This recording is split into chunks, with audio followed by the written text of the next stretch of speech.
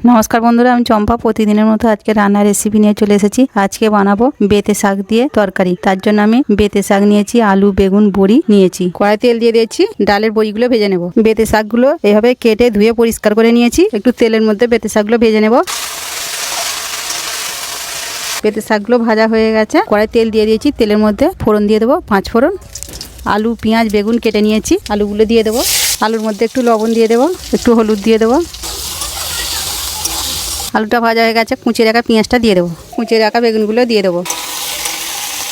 আলু, বেগুন, পেঁয়াজ ভাজা হয়ে গেছে। মশলাতে আমি নিয়েছি কাঁচা লঙ্কা, আদা, জিরে, ধনে একসাথে বাটা দিয়ে দেবো। পরিমাণ মতো হলুদ গুঁড়ো দিয়ে দেবো।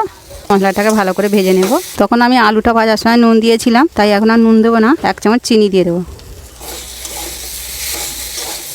জল দিয়ে দেবো।